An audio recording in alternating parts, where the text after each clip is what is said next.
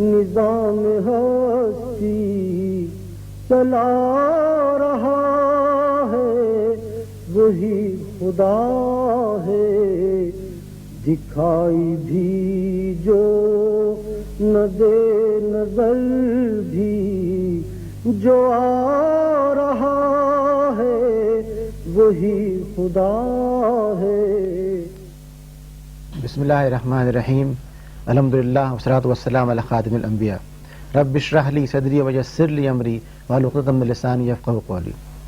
گفتگو کے آغاز سے پہلے آپ کو یاد دہانی کر دوں، اگر آج کے موضوع سے متعلق کوئی سوال آپ کے ذہن میں ہو اور آپ پوچھنا چاہیں تو فون نمبر ہوگا 051-920-6264، یعنی 051-920-6264۔ ہم جس مہینے میں داخل ہو چکے ہیں یہ ایک ایسا مبارک مہینہ ہے جس میں اللہ سبحانہ و تعالیٰ نے انسانوں پر رحم کرتے ہوئے انسانوں کی بھلائی کے لیے خاتم النبیین کو بھیجا، اور آج ہم چاہیں گے کہ اسی حوالے سے یہ دیکھا جائے کہ علیہ الصلوۃ والسلام جن پر لاکھوں درود ہوں وہ کس طرح سے اسلام کے نظام معاشرت کو ہمارے سامنے ایک نمونہ بنا کر کے پیش فرماتے ہیں۔ میں یہ سمجھتا ہوں کہ انبیاء کرام دنیا میں جب بھی تشریف لائے ان کی آمد کا بڑا مقصد یہی تھا، زندگی کے مختلف پہلوؤں کے بارے میں افراد کو عملاً بتایا جائے کہ دین پہ عمل کس طرح سے کیا جاتا ہے، لیکن ان کی تعلیمات بعض وجوہات کی بنا پر محفوظ نہ رہ سکیں اور بہت سے ایسے گوشے جو بڑی اہمیت رکھتے تھے تاریخ میں گم ہو گئے۔ یہ ختم نبی کا کارنامہ ہے کہ آپ کی حیات مبارکہ کے حوالے سے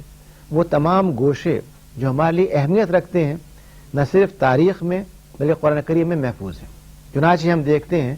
کہ خاندان کے حوالے سے، رشتہ داروں کے حوالے سے، معاشرے کے حوالے سے جو تعلیمات آپ نے انسانوں تک پہنچائیں وہ محض زبانی تعلیمات نہ تھیں، بلکہ ان کو آپ نے عملاً اپنی حیات مبارکہ میں نافذ فرما کر کے اور ایک ایسی مثال چھوڑی جس کو قرآن کریم نے اسوہ حسنہ کہا، یعنی بہترین نمونہ جس کی ایک شخص پیروی کر سکتا۔ ہم دیکھتے ہیں کہ اس میں پہلی چیز جو حیات مبارکہ سے ہمارے سامنے آتی ہے وہ یہ کہ آپ نے عملاً اس بات کو ثابت فرمایا کہ تقوی، نیکی، بھلائی، معروف، اچھائی، کردار کی خوبی، ایک شخص کی بزرگی اور بلندی جس چیز میں مضمر ہے وہ اس کا اپنے آپ کو معاشرے سے کاٹ کر کے، شادی بیاہ سے اپنا رشتہ توڑ کر کے کہیں جا کر بیٹھنے میں نہیں ہے، بلکہ زندگی کے ان معاملات کو جنہیں لوگ عام طور پر سمجھتے ہیں کہ بہت مادی ہیں، دنیاوی ہیں، جن میں کہ ہم سمجھتے ہیں کہ رسوم و رواج کی پیروی کی جائے، ان تمام معاملات کو آپ نے اپنی حیات مبارکہ سے ایک نئی شکل عطا فرمائی اور یہ بتایا کہ انسان کا تقوی اور بلندی اور بزرگی کی علامت اس کی یہ پہچان ہے کہ وہ اپنے اہل خانہ کس طرح پیش آتا ہے۔ چنانچہ آپ نے فرمایا کہ میں اپنے اہل خانہ کے ساتھ سب سے زیادہ بہتر ہوں اور تم میں سب سے بہتر انسان وہ ہے جو اہل خانہ کے ساتھ سب سے بہتر ہو۔ گویا ایک شخص کی بلندی، بزرگی اور روحانیت کی علامت یہ نہیں قرار پائی کہ وہ خانہ کو چھوڑ کر کہیں جا کر کے بس جائے، بلکہ یہ قرار پائی کہ وہ کس طرح سے اپنے اہل خانہ کے ساتھ بھلائی کے ساتھ محبت کے ساتھ پیش آتا ہے۔ دوسری بات ہم یہ دیکھتے ہیں کہ آپ نے حیات مبارکہ میں ہمیں یہ بات سمجھائی کہ ایک شخص اپنا قریبی تعلق کس طرح اپنے اہل خانہ کے ساتھ رکھے۔ ہمارے ہاں دو ماڈل پائے جاتے ہیں، ایک وہ جس میں کہ گھر کی خاتون بظاہر ڈومینیٹ کرتی ہے اور جو کچھ وہ چاہتی ہے وہ ہوتا ہے، ایک وہ جس میں کہ ہم اس معاشرے کا نقشہ پیش کرتے ہیں کہ مرد کی فوقیت ہر معاملے میں اسٹیبلش کر دی جاتی ہے، وہ گویا کہ ایک جاگیردار ہے، ایک وڈیرا ہے، ایک بڑا افسر ہے جس کی ہر بات آخری حکم کی حیثیت رکھتی ہے، اس کے سامنے کوئی پر نہیں مار سکتا، اختلاف نہیں کر سکتا، ہر ایک دبا ہوا ہے۔ ہم دیکھتے ہیں ان دونوں کے مقابلے میں جو ایک کامیاب ماڈل اور بہترین ماڈل سیرت پاک پیش کرتی ہے وہ یہ ہے کہ آپ جب تشریف لاتے ہیں اپنے گھر کے اندر اور جب آپ مخاطب ہوتے ہیں اپنی اہلیہ محترمہ کے ساتھ یا جب آپ گفتگو کرتے ہیں دیگر اقربا کے ساتھ تو آپ کے چہرے مبارک پر ایک مسکراہٹ ہے، نرمی ہے، محبت ہے، اس گرمی کا اظہار ہے جو اس بات کے لیے انتہائی ضروری ہوتی ہے۔ کسی فرد کو آپ کے ساتھ وہ ڈر خوف محسوس نہیں ہوتا جو ہمارے معاشرے میں پایا جاتا ہے۔ ہمارے ہاں بعض اوقات اہل خانہ ہوں، بچے ہوں، بیوی ہو، بہن ہو، بھائی ہو، وہ جو سربراہ خاندان ہے اس سے اتنے خائف رہتے ہیں اس سامنے بات نہیں کر سکتے، ہنسی مذاق نہیں کر سکتے، جبکہ آپ کی کیفیت یہ ہے کہ آپ ایک شگفتہ پھول کی طرح سے ایک ایسے شخصیت بن کر کے سب کے سامنے ظاہر ہوتے ہیں جس شخصیت کے اندر محبت کوٹ کوٹ بھری ہوئی ہے۔ گویا آپ نے اپنے اہل خانہ کے ساتھ نہ کبھی سختی کا رویہ اختیار کیا، نہ یہ چاہا کہ تقویٰ کی علامت یہ بن جائے کہ آدمی نہ کبھی مسکرائے، نہ ہنسی مذاق کرے، نہ نرمی سے پیش آئے اور میں لوگوں کو ڈراتا رہے۔ پھر ہم یہ محسوس کرتے ہیں کہ آپ نے ازواج مطہرات کے ساتھ، امہات المومنین کے ساتھ جو رویہ رکھا وہ انتہائی عدل اور احسان کا ہے، یعنی ہر معاملے میں آپ نے یہ چاہا ان کے ضروریات کو پورا کیا جائے، لیکن صبر کے ساتھ، قناعت کے ساتھ، سادگی کے ساتھ، اس اعلیٰ معیار کے ساتھ جو آپ چاہتے تھے کہ امت مسلمہ اختیار کرے۔ خاتم النبیین سرور کائنات کے لیے یہ ممکن تھا بآسانی کہ آپ دنیا کی وہ تمام سہولتیں، وہ تمام آسائش کے سامان جو ہم سوچ سکتے ہیں موجود کر دیتے امت المومنین کے لیے، لیکن قرآن نے یہ حکم دیا اگر تم کو اس بات کی طلب ہے کہ دنیاوی آسائش مل جائے تو تم کو خوش اسلوبی کے ساتھ، سہولت کے ساتھ الگ کر دیا جاتا ہے، تم اس کو لے لو۔ اور ان سب نے یہ بات کہی کہ ہمیں بجائے ان سہولتوں کے جو لوگ جن کے پیچھے دوڑتے ہیں، ہمیں جس ہستی کی ضرورت ہے وہ آپ کی ذات ہے۔ گویا آپ نے یہ نمونہ پیش فرمایا کہ گھر کے افراد بالخصوص امت المومنین بجائے ان مطالبات کے جو عام طور پائے جاتے ہیں کہ مطالبات ہوتے ہیں بے شمار لباسوں کے، کاسمیٹکس کے، گھروں کی وسعت کے، گھروں کی زیبائش کے، ان تمام چیزوں کے مقابلے میں سادگی کا معیار آپ نے پیش فرمایا تاکہ امت مسلمہ کے اندر آسٹیریٹی، وہ سادگی پیدا ہو سکے جس کی بنیاد پہ ترقی ہو۔ ہم عام طور پہ اپنی ذات پہ جو کچھ خرچ کرتے ہیں اگر کبھی جائزہ لے کر دیکھیں اور اس کا آدھا حصہ صرف کر دیا جائے دوسروں کی بھلائی کے اوپر، معاشرے کی ترقی کے اوپر، تو ایک تبدیلی آ سکتی ہے، انقلاب آ سکتا ہے۔ تو آپ نے جو مثال پیش فرمائی ہے وہ سادگی کی مثال اس نے کہ امہات المومنین کبھی یہ مطالبات نہیں کرتی کہ ان کو تعیشات فراہم کیے جائیں، ان کے لیے عیش و سامان فراہم کیے جائیں، بلکہ وہ یہ چاہتی ہیں کہ سادگی کے ساتھ، محبت کے ساتھ، قناعت کے ساتھ، عزت و احترام کے ساتھ گزاری جائے۔ عزت و احترام کی علامت یہ نہیں ہے کہ آپ کے پاس کتنے وارڈروبز بھرے ہوئے ہیں لباس سے، بلکہ اس کی علامت یہ ہے کہ آپ کا کردار، آپ کی شخصیت دوسروں کو کتنا بڑا نمونہ فراہم کرتی ہے۔ ہم یہ دیکھتے ہیں کہ اسی حوالے سے علیہ الصلوۃ والسلام جو مثال پیش فرماتے ہیں اس میں اہل خانہ کے ساتھ تعاون ایک بڑا اہم اصول ہے جو آپ نے عملاً نافذ کر کے ہم کو دکھایا۔ یعنی دنیا میں دیکھنے میں آتا ہے کہ اگر ایک شخص جو کل تک ایک عام انسان تھا، اگر وہ وزیر بن گیا، سیکریٹری بن گیا کسی شعبے کا، اگر وہ سربراہ کسی ادارے کا بن گیا، تو وہ یہ سمجھتا ہے کہ میں اب اٹھ کے پانی بھی نہ پیوں، اس کا ہر کام دوسرے لوگ کریں۔ گاڑی میں بیٹھ دروازہ کھولے گاڑی کا، وہ خود دروازہ نہیں کھولنا پسند کرتا۔ یعنی یہ جو ایک شخصیت بن جاتی ہے ہمارے ہاں،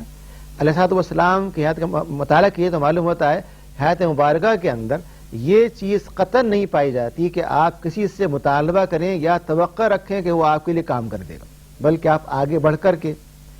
اپنے اہل خانہ کے لیے آسانیاں پیدا فرماتے ہیں۔ ہم دیکھتے ہیں حدیث سے ثابت ہے کہ بعض اوقات آپ گھر کے کام کاج دست مبارک سے خود کر دیتے ہیں، گھر کی صفائی کر دینا، گھر کے اندر چیزوں کو مرتب کر دینا، حتیٰ کہ بعض اوقات چولہا تک جلا دینا۔ یہ وہ چیزیں ہیں جو عظمت کردار کا مظاہرہ کرتی ہیں۔ ہم یہ سمجھتے ہیں کہ اپنے آپ کو بالکل الگ رکھ کر کے ایک مصنوعی طور پہ اپنی عظمت کو قائم کر کے ہم عظیم ہو گئے، جبکہ عظیم ترین انسان، کامل ترین انسان جو مثال پیش فرماتے ہیں علیہ السلام، وہ یہ نہیں ہے کہ دوسروں سے مطالبات کیے جائیں، بلکہ ان کی خدمت کر کے، ان سے محبت کے ساتھ پیش آ کر کے، ان کے ساتھ درگزر کر کے رویہ اختیار کیا جائے۔ ہم دیکھتے ہیں کہ آپ کے خادم جو بڑا عظیم صحابی ہیں حضرت انس، وہ یہ بات فرماتے ہیں کہ میں 10 سال تک آپ کا خادم رہا، گھر میں آتا جاتا رہا، اور وہ بچے تھے جب تشریف لائے ہیں گھر کے اندر، 10 سال کی عمر ہوگی ان کی حد سے حد، اور ان سے بہت سے ایسے موقع کام بھی ہوئے کہ برتن ٹوٹ گیا، کوئی چیز ایسی ہو گئی، لیکن علیہ الصلوۃ والسلام نے کسی موقع پر انہیں اف تک نہیں فرمایا۔ اور اگر گھر کے کسی فرد نے یہ کہنا بھی چاہا کہ ان سے نقصان ہو گیا تو آپ نے ان کا دفاع کیا اور یہ بات کہی کہ یہ تو بچہ ہے، اگر ایسا ہو تو کیا بات ہے۔ گویا ہمارا رویہ ہمارا ملازم سے ہوتا ہے، ہر ملازم کو ہم سمجھتے ہیں کہ ہمارا غلام ہے، اور غلام ہونے کی بنا پر اگر وہ معمولی سی بھی غلطی کر دیتا ہے تو ہمارے غصے کا پارا آسمان میں پہنچ جاتا ہے، جبکہ جو مثال ہم کو ملتی ہے حیات مبارکہ سے وہ اتنی واضح ہے کہ آپ نے ان مواقع پر بھی جب غصے کا اظہار کرنا چاہیے محبت سے دلوں کو جیتا، اور وہ مثال پیش کی جو عملی طور پر ہر انسان اختیار کر سکتا ہے۔ ہم یہ دیکھتے ہیں کہ آپ نے اہل خانہ کے حوالے سے یہ تمام فرمایا کہ تنہا آپ دنیا کو دعوت نہ دیں بلکہ آپ کے اہل خانہ اس علم کے امین بنے۔ چنانچہ سیدہ عائشہ کے بارے میں یہ ہر ایک کو اس کا علم ہے کہ وہ تفسیر، حدیث اور فقہ کے حوالے سے اور عربی ادب کے حوالے سے غیر معمولی نگاہ رکھنی تھی، اور انہوں نے جو ورثہ ہم تک پہنچایا وہ اگر کہا جائے کہ تمام فقہ کا تقریباً 1/3 حصہ ہے جو ان کے ذریعے ہم تک پہنچا۔ یہ کس طرح پہنچا؟ جب تک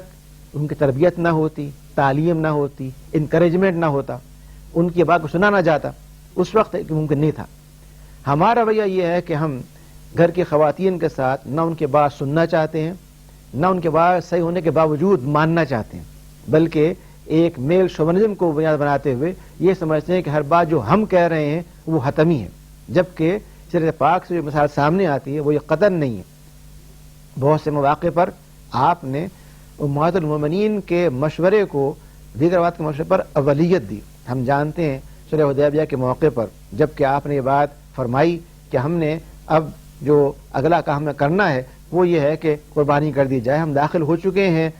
مکہ مکرمہ کی حدود کے اندر، اور صحابہ اس میں خاص پریشان تھے کہ کس طرح یہ کام کیا جائے، ان میں ایک قسم کا ریلیکٹنس تھا، لیکن امت المومنین میں سے ایک ماں کے مشورے پر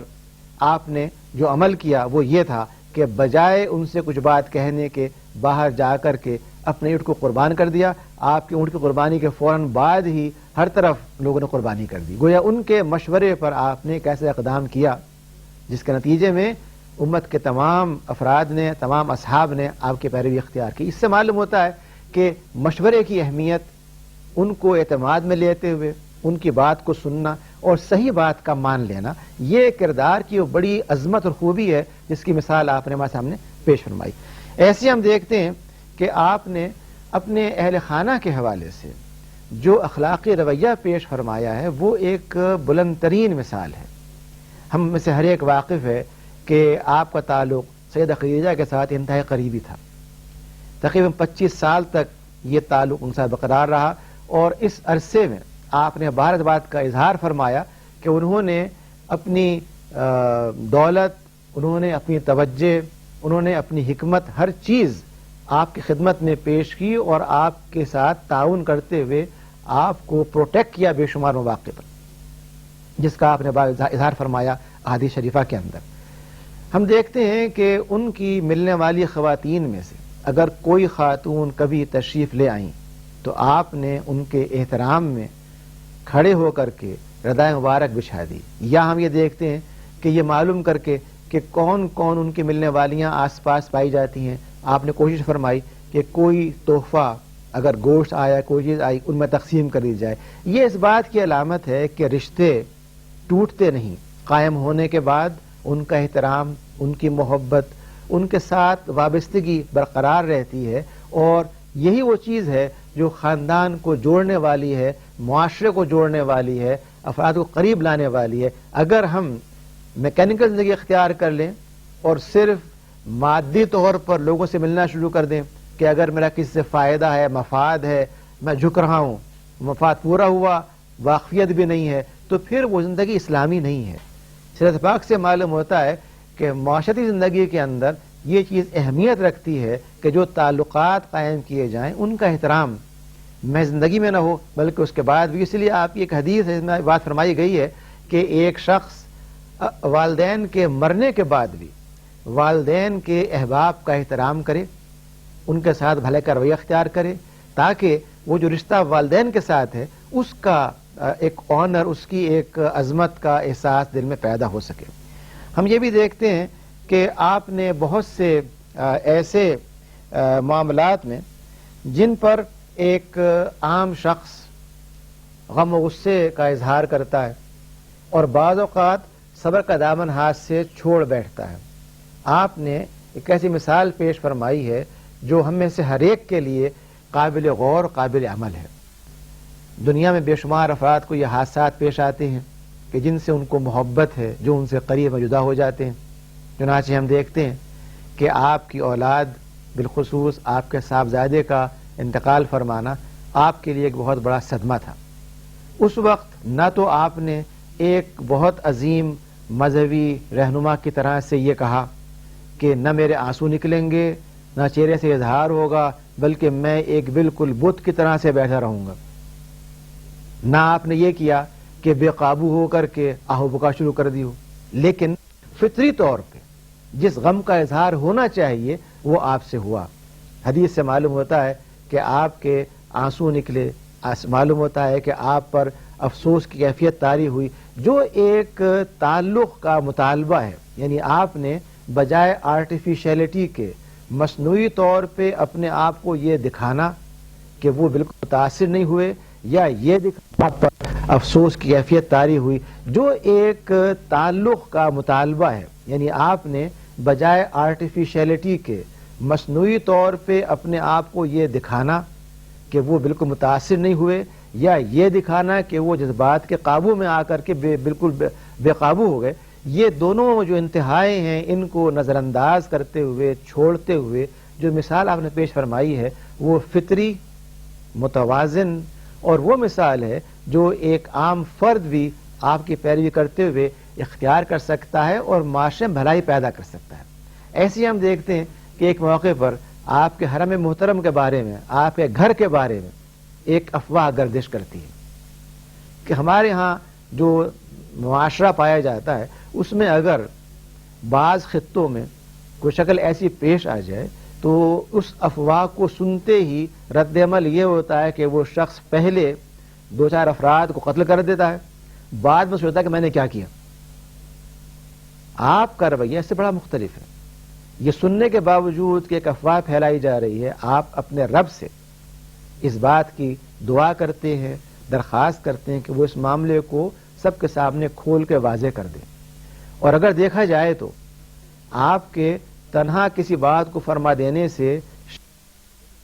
مطمئن نہ ہوتے، وہ سمجھتے کہ چونکہ آپ کا تعلق فطری طور پہ اہلیہ کے ساتھ ہے آپ یہ بات فرما رہے ہیں، لیکن رب کریم کی طرف سے ایک وحی کے آنے کے بعد کوئی مخالف ہو یا موافق ہو قیامت تک کے لیے بات نہیں کہہ سکتا کہ رب کریم کی فرد کے بارے میں غلط معلومات فراہم کریں گے. چنانچہ جب سیدہ عائشہ کے بارے میں قرآن کریم نے یہ اعلان کر دیا کہ یہ ایک انتہائی محترم ماں ہے، ایک انتہائی محترم اہلیہ ہیں آپ کی، آپ ہر لحاظ سے پاک، صاف اور اخلاق کے لحاظ سے بلند ترین ہیں، تو اس کے بعد کوئی بھی اہل ایمان نہ صرف یہ بلکہ مخالف بھی یہ بات نہیں کہہ سکتا کہ جو افواہ تھی وہ اس میں کوئی صداقت پائی جا سکتی ہے. اس پورے عرصے میں جو طرز عمل آپ نے ہمارے سامنے رکھا ہے وہ استقامت کی، صبر کی، بردباری کی اعلیٰ ترین مثال ہے. نہ آپ نے جذبات میں آ کے کسی کے اوپر کوئی زیادتی کی، حتیٰ کہ اس قیامت تک کے لیے پاکیزگی کے اعلان کے آنے کے بعد آپ نے جو رویہ اختیار فرمایا وہ یہ تھا کہ جو لوگ اس خرابی میں شریک ہوئے تھے اور ان کے ساتھ حضرت ابوبکر نے انسانی جذبات کی بنا پر سوچا تھا کہ وہ امداد بند کر جو وہ کیا کرتے تھے، آپ نے اس کو ناپسند فرمایا اور ان کو یہ تعلیم دی، ان کو یہ پرسویڈ کیا، اس بات پہ ابھارا کہ ان کی امداد کرتے رہیں. یعنی وہ افراد بھی جو آپ کے گھر کے دشمن کے طور پر ابھرے تھے، جنہوں نے دشمنی کی تھی گھر کے ساتھ، آپ کے ساتھ، اسلام کے ساتھ، اور یہ چاہا تھا کہ اسلام کی مثالی گھرانے کو بھی نشانہ بنائیں، ان تک کے لیے جو رویہ آپ نے اختیار فرمایا وہ انتہائی صبر و استقامت کا تھا، عظمت کا تھا، عزیمت کا تھا. اور یہ سبب ہے کہ علیہ الصلوۃ والسلام کی خانگی زندگی کا مطالعہ کیا جائے تو معلوم ہوتا ہے کہ اس سے زیادہ کامل اور اس سے زیادہ جامع، اس سے زیادہ قیامت تک کے لیے رہنما اصول دینے والی زندگی کوئی اور نہیں ہو سکتی. ہم یہ بھی دیکھتے ہیں کہ علیہ الصلوۃ والسلام نے اپنی حیات مبارکہ میں اس کا تعلق خاص طور پہ آپ کی خانگی زندگی کے ساتھ ہے. جو بچوں کے ساتھ محبت کا اظہار فرمایا ہے وہ ہمارے لیے بے انتہا قابل غور ہے اور ہمارے لیے اس پر عمل کرنے کی بہت سخت ضرورت ہے. اگر آپ کبھی گزرتے ہیں گلی میں یا آپ تشریف لا رہے ہیں کہیں سفر سے اور کوئی بچہ آپ کو راستے میں مل جاتا ہے تو آپ اسے اپنی سواری پہ بٹھا لیتے ہیں، اس کو اٹھا کر کے آپ گودی میں لے لیتے ہیں، اسے آپ پیار کرتے ہیں، اس سے مسکرا کر کے استقبال کرتے ہیں. گویا وہ بچے جو امت مسلمہ کا مستقبل ہیں، جن کو اعتماد دینے کی ضرورت ہے، جن کو محبت کہ ان تک وہ اچھائی پھیلانے کی ضرورت ہے جو آگے ان کے لیے ایک ڈھال بن سکے اور اچھائی کے ذریعے وہ معاشرے کو بہتر بنا سکے. آپ نے ان کو انکریج کرتے ہوئے، ان کی اہمیت کو محسوس کرتے ہوئے انہیں یہ پیغام دیا کہ تم مستقبل کے معمار ہو. اور یہی سبب ہے کہ وہ بچے جو آپ کی حیات مبارکہ میں ابھی چلنا بھی نہ جانتے تھے، انہوں نے تاریخ رخ کو بدل دیا اور وہ مثالیں پیش کی جو علم کے لحاظ سے، تقوی کے لحاظ سے، انظامی امور کے لحاظ سے، شجاعت کے لحاظ سے، ہر لحاظ سے بلند ترین مثالیں کہی جا سکتی ہیں.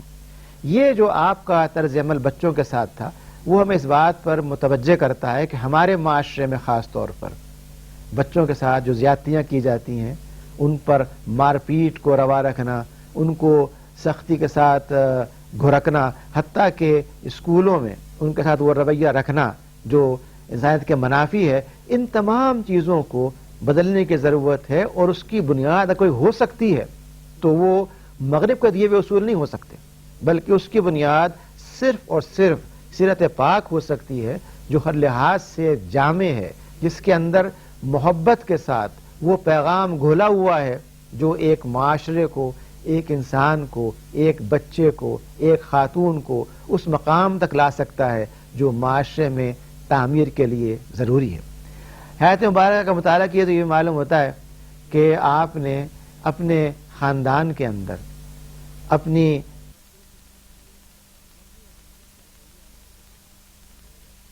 جو رویہ رکھا ہے وہ ایک انتہائی نرمی اور محبت کا رویہ ہے کہ آپ سیدہ فاطمہ تشریف لاتی ہیں، ان کے لیے کھڑے ہو جاتے ہیں، حالانکہ ان کی بیٹی ہیں،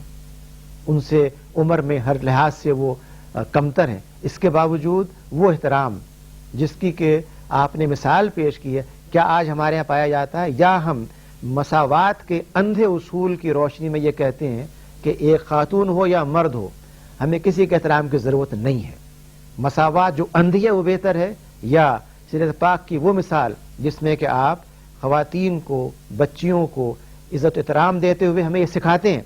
کس طرح سے ان کے ساتھ پیش آیا جائے. جی ہیلو. السلام علیکم. جی ہیلو ڈاکٹر صاحب. جی فرمائیے. جی میں تیمور بول رہا ہوں پنڈی سے. جی یہ بتائیے کہ اکثر خاندانوں میں عزیز آپس میں قسمیں اٹھا لیتے ہیں کہ میں ساری زندگی فلاں سے بات نہیں کروں گا اور پھر ایسا ہی کرتے ہیں. آپ اس رویے کو کیا کہیں گے، غیر اسلامی یا کچھ اور؟ جی بہت شکریہ. شکریہ. قرآن کریم نے بار بار اس طرح متوجہ کیا ہے کہ صلہ رحمی کی جائے اور قطع رحمی نہ کی جائے. صلہ رحمی کا مطلب یہ ہے کہ جو رشتے رحم کے ہیں، جن کا تعلق جینیٹکلی آپ کے ساتھ ہے، خون کے رشتے ہیں، ان کے ساتھ وہ رویہ اختیار کیا جائے جو بھلائی کا ہے. چنانچہ اگر ایسے افراد کسی کے ساتھ زیادتی بھی کرتے ہیں تو حدیث میں یہ بات فرمائی گئی ہے کہ اس نے زیادتی کی اس کے ساتھ بھلائی کرو، یہ نہیں کہا کہ زیادتی کرو، جواب دو اس کا. گویا قرآن کریم کا اور سیرت پاک کا جو رجحان ہمیں واضح نظر آتا ہے وہ یہ ہے کہ صلہ رحمی کی جائے، قطع رحمی نہ کی جائے. جو سوال آپ نے کیا ہے اس میں اسپیسیفکلی ہمیں معلومات ملتی ہیں حدیث سے کہ اگر کوئی شخص کسی کے ساتھ قطع تعلق کرتا بھی ہے تو اس کی میکسیمم لمٹ حد سے حد 3 دن ہے. اس سے آگے وہ کرتا ہے تو گناہ کا ارتکاب کرتا ہے، قرآن کی خلاف ورزی کرتا ہے، شریعت کی خلاف ورزی کرتا ہے۔ جس چیز کو علیہ الصلوۃ والسلام نے بیان فرما دیا کہ اس کے بعد نہ کیا جائے، اس کے بعد اس کا کرنا جو ہے وہ ایک بہت بڑی غلطی ہے۔ ہمارے لیے اگر کوئی معیار ہو سکتا ہے تو وہ آپ کا فرمان ہے، اللہ تعالیٰ کا فرمان ہے۔ جب اللہ نے ایک بات کہہ دی کہ صلہ رحمی کرو، حضور نے یہ بات فرما دی کہ 3 دن زیادہ گفتگو بند نہیں کر سکتے، تو اس کے بعد بند کرنا جو ہے وہ آپ کے حکم کی خلاف ورزی ہے، اور میں سمجھتا ہوں کوئی مسلمان خلاف ورزی نہیں کر سکتا آپ کے حکم کی۔ اگر کسی نے قسم کھا لی ہے تو سورہ المائدہ میں یہ بات واضح کر دی گئی ہے کہ قسم جو کھائی جائے سنجیدگی کے ساتھ، ذمہ داری کے ساتھ، اس کا ایک کفارہ ہے، اور وہ کفارہ یہ ہے کہ آپ 10 افراد کو کھانا کھلا دیں، ان کو لباس پہنا دیں، یا آپ روزہ رکھیں، اور ان میں سے کوئی شکل جو آپ کے لیے ممکن وہ اختیار کی جا سکتی ہے، تاکہ وہ قسم جو اٹھائی گئی ہے اس کا کفارہ ادا ہو جائے اور کسی گناہ کا ارتکاب نہ کیا جائے۔ میں گزارش یہ کر رہا تھا کہ خاندان کے نظام میں جب تک وہ محبت اور وہ تعلق نہ پیدا ہو جو سیرت پاک سے ہمارے سامنے آتی ہے، اس وقت تک کسی معاشرے کی تعمیر ناممکن ہے۔ اسلام جس معاشرے کی تعمیر چاہتا ہے اس کے لیے بنیاد سیرت پاک سے فراہم کی گئی ہے، اور سیرت پاک کے اندر ان تمام پہلوؤں کو جو ایک خاندان کے ضروری ہیں، ایک معاشرے کے ضروری ہیں، عملاً کر کے دکھا دیا گیا تھا۔ کوئی بات نظری نہ ہے، کوئی یہ نہ کہے کہ اسلام تو ایک نظری بات ہے، بڑی آئیڈیل چیز ہے، نہ یہ آئیڈیل چیز ہے بلکہ یہ ایک عملی چیز ہے جس کو آپ نے کر کے دکھا دیا ہے، اور ہمارا یہ فرض ہے کہ اس مثال کو سامنے رکھتے ہوئے اپنے کردار کو تبدیل کریں، تاکہ ہمارے گھروں میں اور ہمارے معاشرے میں اور ہمارے ملک میں صحیح طور پہ سنت اور قرآن کی تعلیمات نافذ ہو سکیں۔ واخر الحمدللہ رب العالمین۔ اس گفتگو کے بارے میں اگر کوئی سوالات آپ خط یا فیکس کے ذریعے بھیجنا چاہتے ہوں تو اس کے لیے پتہ ہوگا انچارج پروگرام نظام ہستی، روشن پاکستان نشریات، اسلام آباد ٹی وی سینٹر، آغا خان روڈ، اسلام آباد، اور فیکس نمبر ہے 92229224 922924۔ اجازت دیجیے، اللہ حافظ۔ نظام ہستی چلا رہا ہے وہی خدا ہے، کوئی تو ہے جو نظام ہستی